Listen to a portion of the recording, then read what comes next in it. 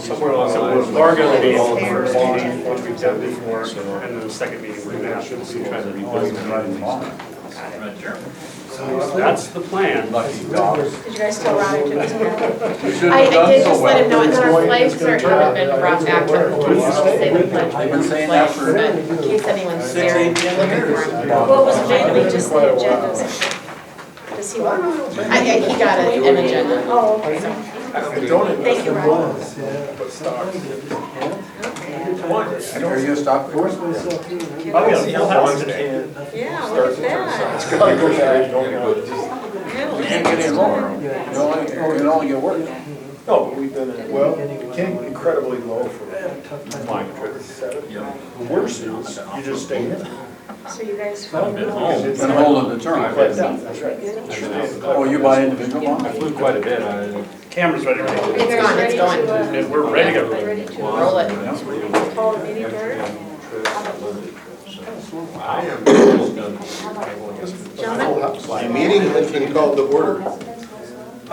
Excuse me?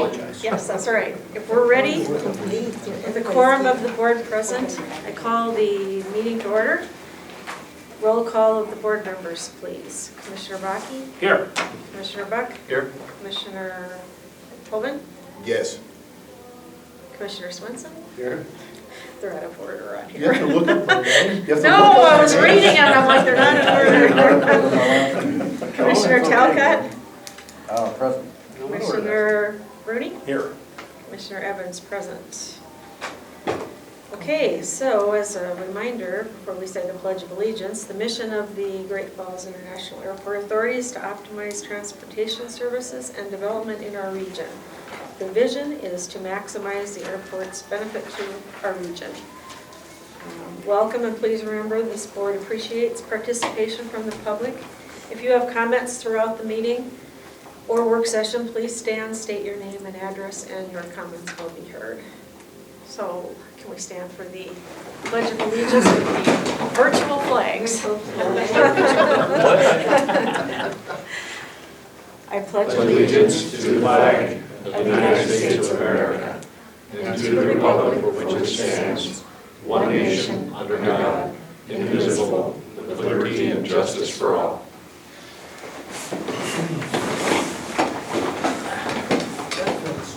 I don't think I've ever done that before. I just gotta say that.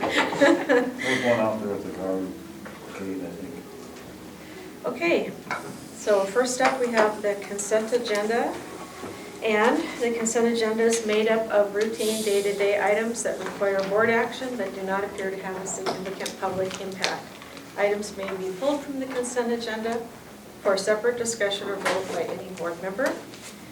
This month in the consent agenda we have approval of board meeting minutes from April 25th, 2017, payroll checks totaling $80,945.23, maintenance and operations checks in the sequence 23114 to 23179, totaling $138,853.03. Approval of the passenger facility charge totaling $48,000, and the financial reports for April. Can I ask one question on that? Sure. Why do we have to approve monthly the passenger facility charge? 48, last month or the month before that it was the same, I believe? No, last month, it's 55. We get monthly payments from the airlines, and so every month we have to approve. It comes in, it's dedicated to specific projects. Most of it's dedicated to debt service. So we monthly have to approve the receipt of that and the expense of it. It's technically not a standard revenue. It's halfway between a grant program and a normal revenue. It's kind of like a use fee. So it comes from the government? Comes from the passengers individually. Each one, Okay. Every time you get a ticket, you pay it. It's right on there. It's $13.50 usually on the ticket. And so we receive that in from the airlines. They collect it for us, and then we receive it in from them, and then it's dedicated to specific projects. Gotcha. So it's almost like a grant receipt every month. It's by contract, right, that number, that amount? It's federal law limits it to $450 per airport. So what happens if we say no? I don't know what we would do then, I guess, because it has to go into a specific account on its own, so we can audit it. And then there's what do you call it, a single audit? Single audit's got to be done on it every year. If we use that money for paying operating expenses, we get in huge trouble. So it's kind of like, almost like a grant. If we didn't accept it, we'd probably have to return it to the FAA, I would guess. We probably require another footnote at the end. 8-page footnote. Well, there's a good 4-hour meeting. Another $10,000 audit expense. To add to that, it's a restricted fund. And it's a restricted fund, and it doesn't belong to the operating account, so we track it. And there's a certain specific law applicable to it, and it's a specific audit particularly just for it. It's a separate fund. It's the only really unique revenue source we have. That's probably locked. If there was ever a time in the future where we wanted to contest the amount we were paying, that's possibly why we approve it? Could be. I mean, the airlines are audited in mass on that by the federal government, so we probably would never contest it. But the main reason is because it's a dedicated revenue source that has to be used for specific things. So every month we have to show that it came in and account for it separately into a special account. And then we move it into the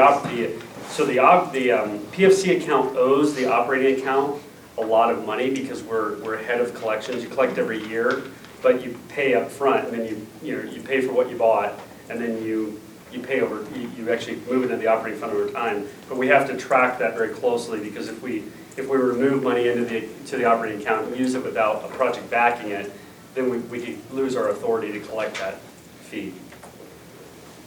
Thank you. Sure. Good question.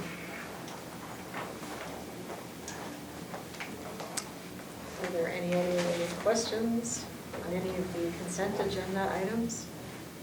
I move we approve the consent agenda. I second. Okay, it's been moved and seconded that we approve the consent agenda as presented. Are there any other questions or comments before we take the vote? All those in favor, say aye. Aye. Those opposed? Consent agenda passes. Directors report. Yes, a lot of exciting things to talk about this month. We've had our new machine, our AIT machine, in place now for about a month. That's the body imager where you stand like this. The processing numbers through the checkpoint are very good. We've been able to really maximize our hourly throughput through there, over 130, 140 people per hour through that checkpoint.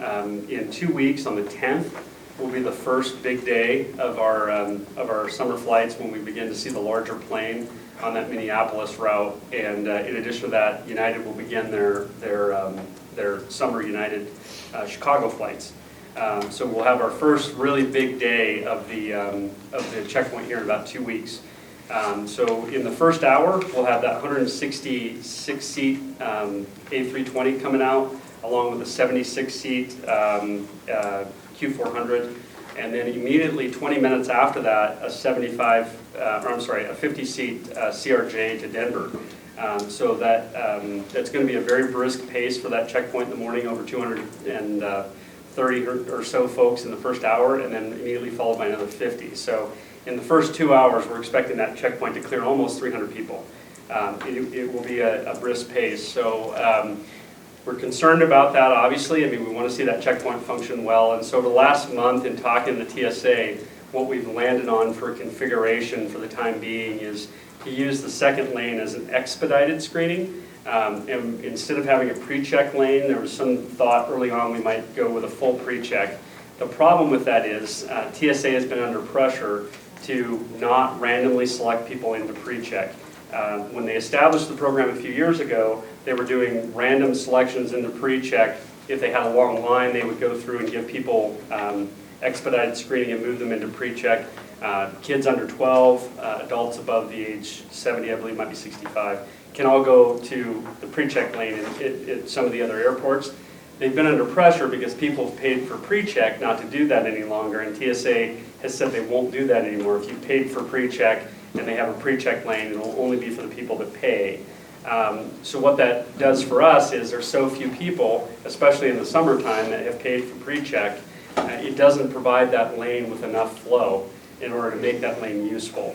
So if we call it an expedited lane, all the pre-check people can go into that lane, and we can supplement that with additional people in that lane, elderly, young, and random selectees. So that's the plan. And the only difference between a pre-check and an expedited lane is some of the security procedures that pre-check avert, what's the word I was looking for there? Leaves out. Let's go with that. You have to do it in expedited. So you will still be able to leave your shoes on, for example, but you won't be able to leave laptops in the bags. That anyway is starting to be scrutinized, and it may not be allowed in the future anyway. So laptops in bags, liquids in bags have to come out, but you'll still be able to leave your shoes on and go through the screener that way. So I think this probably provides us the optimum flow through between the two lanes and gives us the best chance to get people through that checkpoint in the morning to have those two lanes in that configuration. I suppose you've asked the question, TSA, whether or not they have flexibility based on actual airport demographics and flying. They feel strongly that expedited would be the best throughput. And we may go a few years, and at that point we can decide we could go to full pre-check over there. The configuration is actually set up to have a third lane, so someday we might even be able to have a third lane, but right now they won't provide the staffing for 3 lanes. So we think the best configuration is this expedited. And then what they'll have to do out of the expedited crowd is if there are artificial hips or knees or anything like that, the people that would get expedited need to go through the body imager because it can vet them. So they'll have to do a little bit of math in that lane to make sure they've got the right people going to the right machine. But for the most part, this should provide us the fastest overall screening between the 2 lanes. Is it not possible to treat pre-check eligible passengers as such in the expedited lane? Or do they have to be treated just like everybody else? The lane can only do one thing. Each lane's got to be configured to do one thing because there's different settings on some of the equipment depending on what you're doing. And so they can't dial it back and forth because then it has to be recalibrated. So it's got to be set up for one thing and do one thing. It's frustrating. When I left the other day, there were 10 TSA uniformed personnel there. I just have a hard time believing that we can't support a pre-check. And they have done a bunch of hiring here lately too. So they've got, I think, 3 people right now doing on-the-job training. So you're seeing, because in the summer they're going to need those folks. But yeah, they have done a nice hiring spree for the summer. So we have some new folks, and a bunch of them are in training right now. That's probably why you're seeing so many in there now. But come summer, they should be full go. So, but yeah, that's our plan for the summer, and we think that's going to push through the most people. Hopefully enough to get us through these big flights. On that same line, given the schedules that we're seeing for this summer, we're expecting all 3 of our current airlines to have a record year. It's pretty exciting to see success of all of them right now. United is doing very well. Load factors are way up. They've reported to us that the additional flights, the June flights, are booked at about a 90% capacity right now. So they expect the June flights to be full. Last year we were in the mid-80s on the Chicago route. So that's really positive to see the summer starting off so busy. In addition, they've added that Wednesday flights. We've got 33% more capacity on that Chicago route this summer, which is worth about 1,500 seats. So they should easily have a record year this summer. Alaska Airlines, as you may remember, has added their additional mornings in. So we have twice as many mornings this summer as we did last summer. So we'll have 6 morning flights and 7 afternoon flights this summer. Last year we only had 3 morning flights and the 7 afternoon flights. That's about 30% more capacity, adds about 3,000 seats to Alaska's offerings this summer. And then Delta has stepped up to a larger frame on the Minneapolis route, adding about 700 seats for the summer. So we really anticipate all 3 of our mainline carriers will have a record summer this year. Whether or not we exceed the capacity that we had during the Frontier days, we'll have to see, because that was an additional flight in addition to our normal summer schedule. But we very well might have the busiest summer we've ever had this summer. So really excited about those capacities and very, very excited to see all of our airlines doing so well at the same time. That's really rare, and I'm pretty excited. Alaska says even though they've added 30% more capacity, their pre-booked boarding load factor is only down about 5%. So they've actually added 25% more volume on their flights right now over where they were last year. And hopefully, by the time we get up to the booking window, right up to the day of flight, we'll catch up that other 5%, have them completely full. So that's super, we're really excited about it, and very excited to see how this summer goes. Things are looking great right now. And United's added the afternoon flight to Denver as well, the 5 o'clock. Yeah, they've got the 3-a-day, which we've had our 3-a-day for some time now, and in the summertime. Yeah. So yeah, and there's even a chance we might see some 76-seaters on that route this summer, they've said. So we might even see more capacity than we're expecting out of United. They've got some flexibility on 76-seaters this summer. So all things very, very positive for our network carriers right now. Alaska, our Allegiant's still struggling. You know, that Canadian dollar is still down. They're still in the midst of that fleet changeover. They're anticipating things will improve next year, is what they told us at the conference. When I missed last month's meeting, I was down there talking to those guys. So we're hoping this will be a rebuilding year for them. We've still got some conversations ongoing about an additional route next year that could pop through. You know, things with Allegiant right now are kind of status quo. We're hoping to rebuild some of that schedule, maybe even an additional destination next spring. We'll know more here in the next week or two. But you know, I think all things right now for the carriers are very good. They're really positive. Everybody's very upbeat about how Great Falls is performing for them. On to the next item, development proposals. So we've been, as you know, we've been working on a couple of potential tenants over the last few months for the 6-acre parcel as you come into the airport on the right. It says commercial development out there right now. And we have a development prospect that is very interested. They notified us right after the agendas went out last week on Friday that they wanted to move forward with lease negotiations. And they want to move very quickly. We've got some engineering challenges with their potential use of how they want to enter and exit the site. So we'll be engaging with them and our engineer to try and work those out. It's going to require some intersection redesign in there. And so we'll be working with them in the next couple weeks to look those through. But it's likely that we'll be asking for a meeting in the first 2 to 3 weeks of June to do a first reading of the lease. Our rules require that we wait at least 48 hours after that to complete a second reading of the lease. So our plan right now would be to try to find a day in June that would work for the board members to do the first reading of the lease, and then come to the June meeting with the executable lease and get that approved. And then right after that, we would execute the lease and move into actual development planning. In the interim, they want to keep their name embargoed. They're very sensitive politically to their name being out there right now, and so we told them we would honor that. We will probably come to the first reading without the name of the tenant, and just it'll be a development prospect. When we bring the executable lease, obviously at that point we'll be divulging the name out there publicly. In order to facilitate the development discussions with this tenant, because there are a few things we have to work through, I'd like to request that we appoint a development committee. And we had a couple volunteers for that, Commissioner Bakke, Commissioner Buck, and Commissioner Talcott would like to serve. And Commissioner Evans, if that's an acceptable slate for you, we'd like to go ahead and appoint that committee to help us go through those development discussions. Yes, thank you three for stepping up at such short notice, and absolutely, I concur with the appointment. Great, so we'll go ahead and form that development committee. The tenant is very interested in coming to town and having a discussion with elements of the board so that there aren't surprises.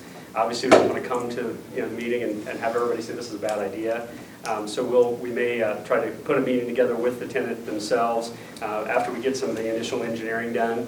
But they're very, very excited, very interested, and I think pretty committed to making this work for them. So I do believe that we'll be into full-on development of that corner sometime here in the next year as they get rolling on that. So good news, exciting stuff. It's good to see some land interest out there, so we'll be bringing more details to you, and after this meeting, we'll start looking for a June time that would work for everybody to have that first lease reading. Probably a couple weeks out to let us make some progress on the lease before we have that first reading. John, did the developer indicate how they became aware of the property? Through our feasibility study. Okay. Yeah, the company, the HREC, they do a lot of work with this particular company. They also do some work with it. I should note, there is a second proposal out there, or a second interest out there for this site, and I'll probably make one more call to them and say this is, I mean, it's kind of now or nothing, and see if that's anything that they want to move that quickly on. I don't think it will be, but yeah, they definitely became aware of it through that consultant, as did, so the other one was we had contact with first, and they suggested HREC, so both of them do quite a bit of work with HREC. They suggested we use HREC to do the feasibility study, which we did, and then this other interest came directly from them. Okay, that's all I have on the... That's it? That's it. That's it? That's it. That's all the good news there is? There's probably more. Capital projects? Anything? Oh, yeah, I should probably, I should mention the capital project. So as I said, if you've been following the monthly report, we did open 1735 2 weeks ago. During that windstorm we've had, kind of the continuing windstorms we've had, the last 2 weeks, it's gotten quite a bit of use. The Guard has finally, through their machinations, gotten approval to use it now, and I think they are using it now. Have you seen them out there Yeah, I yet? haven't seen them yet. Well, they told me they were using it, but I don't know if that's true or not. They flew over it. But we did have the FedEx feeder fleet used it the other day during the strong wind. We are seeing private traffic on it. So it'll be open until we do the tie-ins for the A4B4 this summer. We did finally, I actually got an official call last week and was told that the regional office in Helena was given discretion to approve our latest plan. And they did accept that, as I said last month. It's going to cost about $200,000 to add some pavement on the inside fillet. And that'll allow us enough room to rotate the existing whole bar more closer to perpendicular. I think we're still 9%, 11% off. Yeah, it's real close. It's 9 to 11% off. Some of the planes can't actually make that movement, but it'll be close and to perpendicular. And so the other one at the other end, interestingly, is perpendicular, but two of the planes, the C-130 and the Q400, neither one can get that turn in. So I'm not sure how there's much of a difference between the two sides, but either way, we will have a conforming intersection. We are going to have to do some rework. We punted that into this upcoming year's project because we did a closeout on the runway. We couldn't keep the contractor hanging forever, so they got the punch list done, and the FAA agreed to close that project out and move this work into the 2017 program. So we will be doing that. We also had some minor failures on some of the landscaping. A couple of the erosion logs moved, and we had a little bit of a washout around some grouted riprap, which we'll also have to put in with this rain we had last week. It was a pretty good storm. So we'll also be moving that into the new project. FAA agreed to that this morning. So we'll be doing some work on last year's project in the new project. And then we'll be building that A4B4. We're planning mid-July, I think is kind of the best funding prognosis I've heard. I just talked to the FAA this morning, and that seems realistic that we'll be able to start mid-July. And then we'll have those runway closures for 26 hours? 29 hours. 29 hours. I think that's an odd number. Yeah, Starting Monday nights into Wednesday 5 a.m. And that'll be every Tuesday starting on September 11th all the way through mid-October. So we'll have those closures. That closure time allows us to complete the tie-in to A4 there at the A4 and B4, right at the runway 321 safety area. We have to do closures like that in order to do that kind of work. It's just not safe to be operating on it. So during that time frame, 1735 will remain active. We'll have our new approaches in place by mid-August before that closure. So we'll actually have a GPS-capable approach. And we're told by everyone we've talked to in the commercial fleet that they will use that runway unless we have visibility problems, because obviously there's no instrument guidance on that runway at all. So if we happen to have fog, we will have cancellations during that period. But that time of year is usually not too bad in fog, and it would only be a one-day closure. What concerns me is if we have a 3 or 4 day closure and we end up with a multi-day event, then nobody can get out of town for several days. I think this gives us the best opportunity to have the minimum impact. We'll actually see how the commercial fleet operates on this shorter runway. For future construction, that'll be important to know.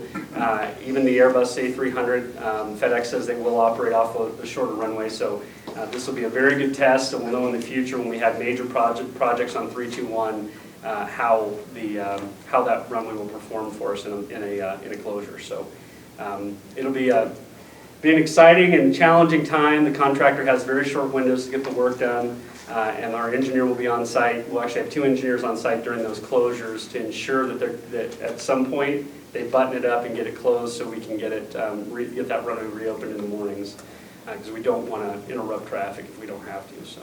And it's not, for weather issues, it's not completely true that even if you have a 1,500-foot overcast ceiling, they can still fly an approach to 3 or 2-1 and then circle the land on 3-5. So they can still get down below weather as long as it's not really bad weather. Visibility is so they can, because all we have is visual flight conditions. That's the main thing. So if we end up with a really low ceiling for some reason, then we might have a problem. But that's very rare. Yeah, in the summertime. Yeah. So does pushing that reworking forward subject us to the possibility of changed FAA rules again? No, once this surface is open, there really shouldn't be any rethinking. I mean, every year during the annual inspection, they could come out and say that that's unacceptable, but that unacceptable condition is prevalent at, well, I mean, there's probably a dozen of them at SeaTac alone. So, I mean, if they ding us, they're going to have to ding everybody else, and that would include dozens of airports that are much bigger than us. We haven't put that out to bid yet. No, the plans are out. We had our pre-bid last week. Seems like a million years ago. The 24th, and then the opening's June 7th, so next Tuesday, Wednesday.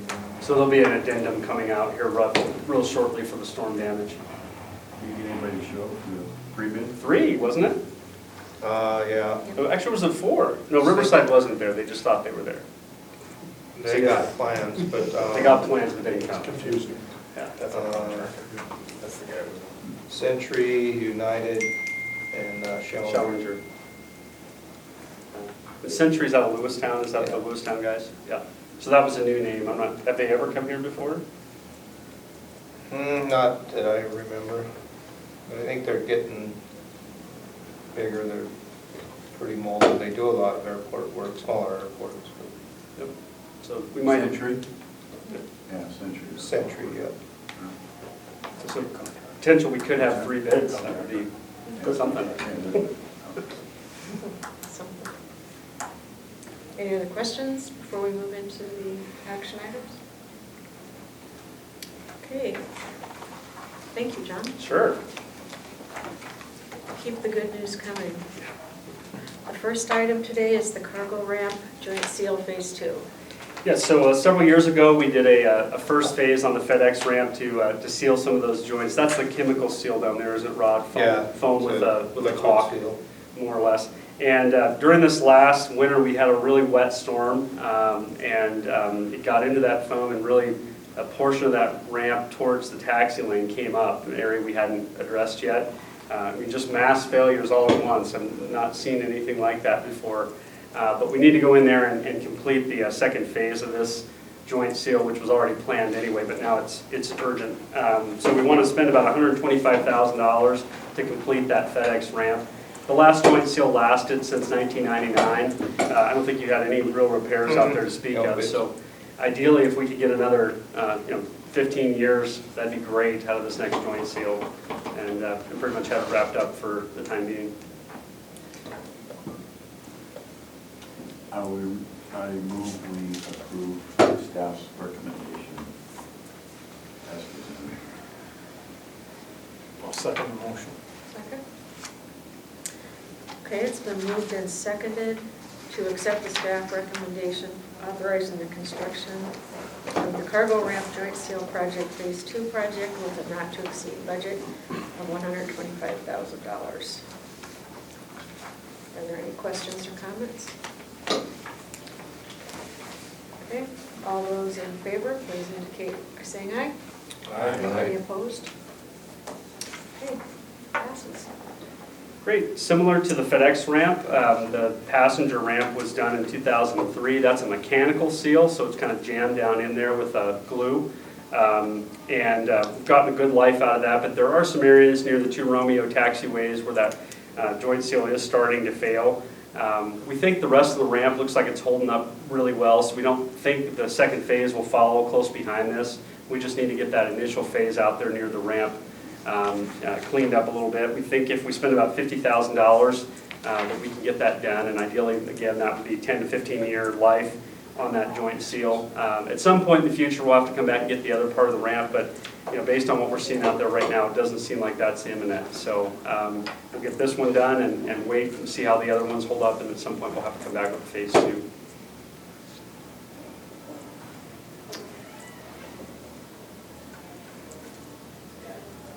I would move that we accept the recommendation of the staff for the $50,000. I'll second. Maybe two. Okay, it's been moved and seconded to accept the staff recommendation authorizing the construction of the terminal ramp joint seal project phase 1 for a cost not to exceed $50,000. Any questions or comments? Hearing none, all those in favor, please indicate by saying aye. Aye. Any opposed? Motion passes. Great. Looking right along here. Yep. A4B4, as we said before, the A4B4 project is our main capital project for this year. It provides that pathway from taxiway A all the way over to taxiway C, which serves runway 1735. Requires a crossing of runway 321, thus the nightly closures for a few weeks there. And we have finally narrowed in on this one. We think it's ready to go. We expect it to cost about $6,357,931. That's our current estimate. We'll have bids in hand here in a couple of weeks, but we would like to go ahead and get authorization to spend up to that amount in order to get this project done this year so we can sign contracts when we get the bids, if the board is comfortable. About $5.7 million will come from FAA grants. We get our regular $1.5 million. It's up to about $1.6 million in entitlement grants. The rest will come from the discretionary pool, which is a competitive pool. So this project competes nationally with other competing projects. But the FAA is confident they can secure those dollars. We expect a grant offer here in the next month to early July. So what we would ask for is that the board would approve the receipt of a grant, AIP grant. Do we know what number that's? 64. Okay, so it's going to be 64 in the amount of not to exceed $5.8 million. $5.722,138, and a budget on the project not to exceed $6,357,931. So ideally, we'll have the grant in hand before we commit to the project. That should all happen here in the next 60 days max, but ideally in the next 45. Hasn't the summer construction season already started? Yeah, oh yeah. I talked to the It just FAA. seems crazy that we are getting grant money for this year's construction season once the construction season is about 50% done. Yeah, so I talked to the FAA this morning, and they said they do have one grant they've written this year already for some early discretionary money. Part of the main problem is that the U.S. government isn't passing multi-year bills anymore. In years past, you would get a multi-year FAA bill that might be a 3 or 4 year bill. And so the amount of money every year was known. And then once Congress passes their budget, everything would be authorized to spend. So there's two different things that have to happen. Initially, the FAA has to be authorized at the end of the year, which just happened Remember when that happened, Rod, a couple weeks ago? Yeah, the end of, was it the end of April? End of April, the FAA got their authorization to program through September, and then Congress has to authorize the spending of that money. So what the FAA said this morning is they expected this year OAB, I forget what that stands for, Office of Accounting and Budget, maybe? Maybe. It takes them about 30 days after the authorization is approved by Congress to set up the grants for funding, because the money actually, the spending authorization gets pushed out to the FAA offices from DC, and the actual Helena office gets the authorization to spend the money. That takes about 30 days. So if that happened at the end of April, we would expect the funds to begin getting programmed at the end of May, and then we might see a grant, whenever the FAA, Helena has the money, and then begins writing the grants. That's why. In days gone by, when you could count on multi-year FAA bills, and then you could count on, Congress to pass a budget, they used to write grants. Man, I remember getting grants in May. I even remember some Marches, I think. You remember any Marches? I think now and then you would see a March, or I know April, but I think you'd see April. A couple years ago, when we were in these continuing bills, remember the government was being authorized 30 days, sometimes 2 weeks at a time. We weren't seeing grants. One year, no one got a grant until I think it was September, because we got a late grant in Colorado and we started construction knowing we were going to have a winter shutdown, but the money was there. So, yeah, sure, it's nature of a federal beast. That's a good way to put it. I think what he's saying, Sean, is that the building season doesn't start until July. Building season start till the money shows up. Until Uncle Sugar says it starts. Just because the weather's good doesn't mean the money's there. That's right. I'd move that we accept the staff recommendation as it's written. I think those, the printed, the number's wrong compared to what you said, though. Did I read it wrong? I probably read it Well, wrong. you said we're accepting grants for 5.7, Yeah. but it's saying we're accepting grants for 6.3. Oh, you're right. Yeah. Yep, you're right. So That is just a make that typo. change. Let's note that change. I wrote the same number twice, and it's actually a different number. That's absolutely right. Only 2,000. Would you like me to read the whole recommendation over? Yeah. All right. Yeah, I think you should. All right, so the airport director requests authorization to accept airport improvement program grants in the approximate amount of $5,722,138. The airport director requests authorization to award bid schedules for construction of taxiway A4B4 in an amount not to exceed $6,357,931. Should say.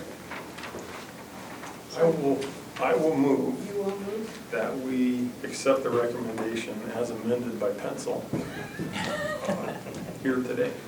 I will second that.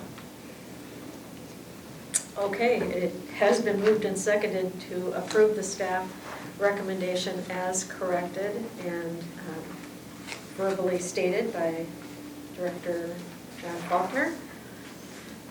Are there any other questions, comments, clarifications? No? Hearing none? All those in favor, please signify by saying aye. Aye. Any opposed? Motion passes. No one ever wants to hear of this runway again, I can tell. Yeah. It's been on there for a long time. We're gonna have a Talked about this plaque or for a long something? time. It's going to be a good thing when we get that in. Yeah, That'll make okay. accessibility to that runway much better.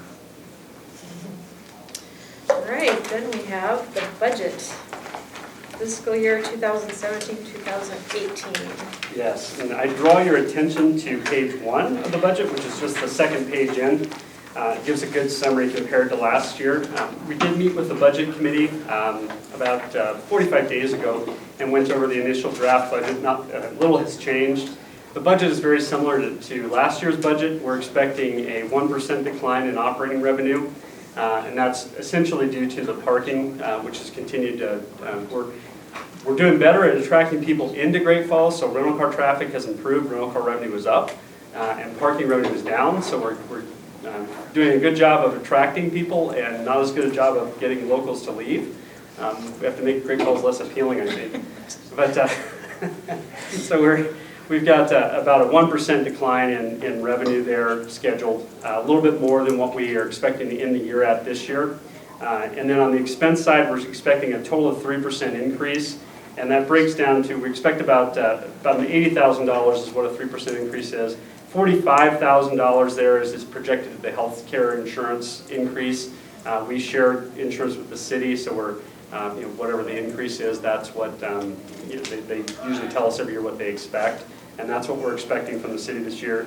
In addition, we bought a new snow broom a couple years ago, and we got some extra broom fill. We've now exhausted that inventory of broom fill the last winter and the winter before, and so we need to buy about $25,000 in broom fill. And you can see that in equipment and supplies budget. We're up about $25,000. Almost all of that is broom fill replacement. I don't think you bought any this year, did you, Rod? Mm-hmm. Yeah. So we've taken a little bit of time off. We need to stock that back up, and then so that's about $70,000 right there of the increase of the $80,000 increase for the year. Other than that, it's like I said, a very similar budget to last year. We've got a little bit of savings on the small capital expenditures this year. We're really not doing anything other than continuing that fog seal program that we started about 3 years ago, trying to keep that program current. We've got a couple more years and we'll have everything fog sealed. But you can see there in the small capital expenditures, we're not buying anything else this year. We got caught up on our truck purchases and things like that, so we're in pretty good shape there. Net profit-wise, real similar to what we saw this last year. We expect a real similar year. Ideally, we'll actually improve on this. If summer is as busy as we expect, we might see a little bit better parking revenue than we're expecting. We also have to bid the rental car contract this year, and that could increase the rental cars substantially. That environment continues to be very competitive, and last year was a record revenue year for them. And we anticipate this year will probably be another record revenue for them.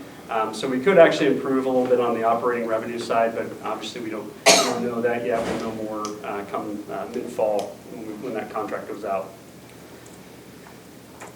The health insurance went up by 30%. Is that what we're expecting? No? No? I was looking at that. It's 155 to 200. That was the budget though. Or wait a minute, that was the budget. Yeah, the actual actually went up this year. If you look at the actual, it was 187 was the actual versus 155 budget. So it's only going up by 12.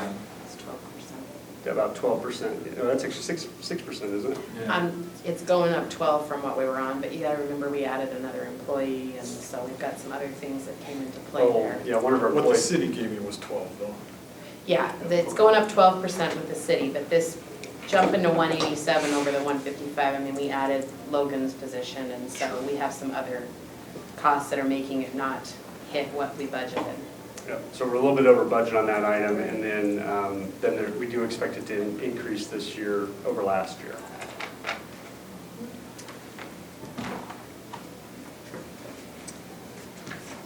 And let's see, the finance committee spoke to this at the last work session, right? Seems like that was a long time ago. Forever ago. Come on. A month. I know. Surprisingly, you can say a month ago. So, at this point then, staff's recommending we approve it, is that? Yes, staff would recommend we approve the budget, and then that way if we have it done for the June meeting. Otherwise, if we push it all the way to the June meeting, Yeah. we're right up against the end of the fiscal year. That meeting, sometimes we have a problem getting a quorum, so we just thought it was better to try and get it done a month early so we're not right against the end of the year. Any other comments from the finance committee, finance audit members? No? Okay, we're looking for, Whatever I said at the work session a month ago was accurate and astute. And I would like just to repeat that again. And exceptionally well stated. we'll make a note of that.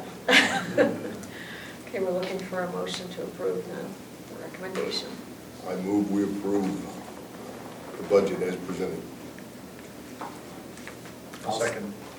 I'll second the motion. Second. It's been moved and seconded to approve the operating budget as recommended by the finance committee and presented by the staff. Are there any Questions, comments? The only other thing I would add is we have, per the contract with the airlines, we presented them with the budgeted rates and charges at the end of last month, and we haven't gotten any comment back, so no complaints yet. And it is amendable, right? Yes, and sometimes we do have to amend it. And the only thing that would affect was those contracts you're talking about with the airlines, and how they view things. And they're pretty agreeable so far, I don't see. The rates are very little changed over the last couple of years. We did talk to the airlines a couple of years ago and said we want to float the terminal rent up some because we're well below market, what they see elsewhere, and that brings the landing fee down some. They knew that change was coming, and you can see that if you study through the tables.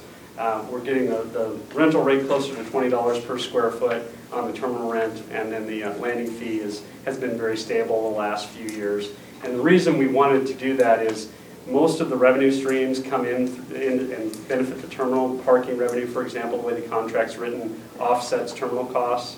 As the parking and rental cars have just really done this in the last 5 years, there isn't really a comparable revenue that's helped bring down the landing fee.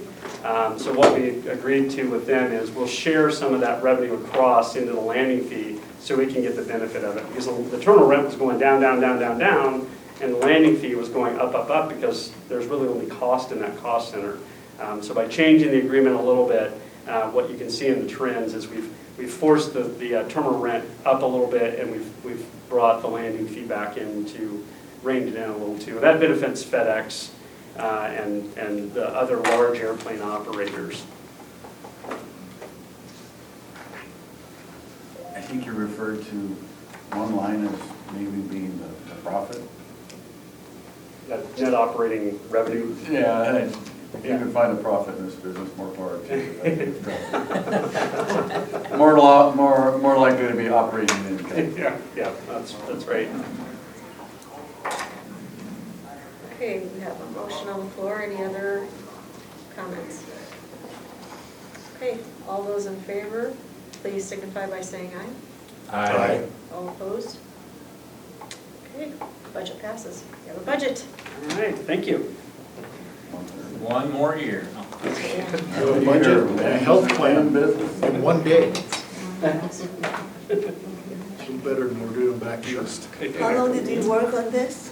After this is closed. We didn't have to fight about it either. Yeah. Physically. Okay, let's see here. No other agenda items, so we'll go around and do the Airport Authority Board comments. Commissioner Bucky? No additional comment. Commissioner Buck? None. Commissioner Hogan? None. Commissioner Swenson? Nope. Commissioner Kalpat? No, except for I just let you know I probably won't make it to the work session. We have a spring band concert for the sixth graders at 2:30 that, I mean, you guys are pretty important, but you know That's that. nice. Are there still tickets available tonight? There are. I didn't know you played in the band. Well, he's improving. He did do sixth grade. Yeah, I made it up to compete with the sixth graders. Commissioner Rudy? Only that we have an annual evaluation for the director coming up, and in between this meeting and the work session, we're just going to ask the room to be closed. There's a few administrative things we have to do and some paperwork that we'll hand out. So at the end of this, I just ask that we be allowed to do that. So the room will break and we'll just Okay. stay here for a few minutes? Okay, we think what, 10 minutes. 10 minutes, okay, Yeah, well, we break in between, they can't stay. right. I don't have any comments at this time. Public, any comments? I'd be hard on him. Other than that, no, he's a great guy. We're going to We need to have you step up here, say your name. For the record. Okay, with no other comments, we'll adjourn this meeting then, and thank you for agreeing to exit so that we can get this very important project. Make sure you turn that. Yeah, and turn off the, Yeah, turn off the video. yeah, turn off the video, that's right. Find out.